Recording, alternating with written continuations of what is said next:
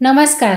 नवरात्री श्री देवतांचे 9 दिवसांचे इतिहास, संस्कृती, समृद्धी आणि चांगल्याचे वाईटावर विजयाचे उत्सव म्हणून ह्या शुभ प्रसंगी तिसऱ्या दिवसाच्या प्रवासावर जाऊया. नवरात्री भारतात साजरा होणारा एक रंगीबेरंगी सांस्कृतिक उत्सव बनला आहे. नवरात्री फक्त उत्सव नाही, आपला वारसा, आपल्या संस्कृती, आपल्या श्रद्धेचे उत्सव आहे.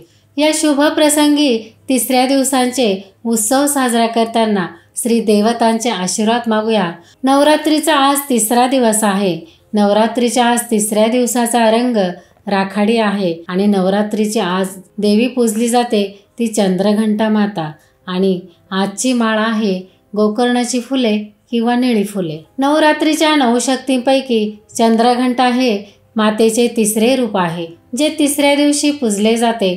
देवीचे वाहन सिंह आहे. ही देवी शांतीदायक आणि कल्याणकारी आहे. तिच्या मस्तकावर घंटेच्या आकाराचा अर्धचंद्र असल्यामुळे तिला चंद्रघंटा असे म्हटले जाते. शरीराचा रंग सोन्यासारखा चककणारा आहे.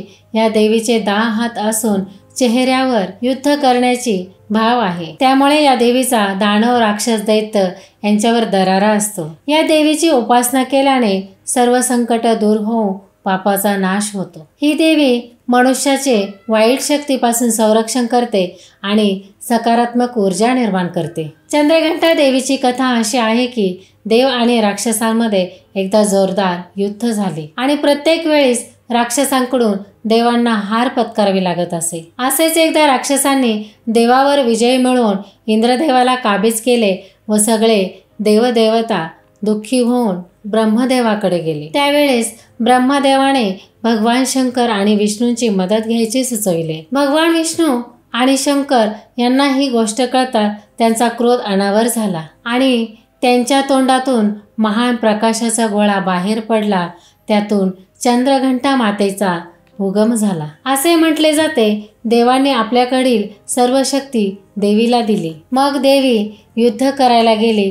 हे युद्ध खूप वेळ चालले होते. देवीचे वाहन असलेल्या सिंहाने दुष्टांचा संहार करून इंद्राला त्याचे लोक परत मिळवून दिले, अशी ही एक पुराण कथा आहे. चंद्रघंटा मातेची पूजा केल्याने मनुष्याला सर्व दुःखातून, सर्व पापांतून मुक्ती मिळते, भौतिक आध्यात्मिक सुख मिळते आणि आपल्या कुटुंबातील सकारात्मक ऊर्जा निर्माण होते.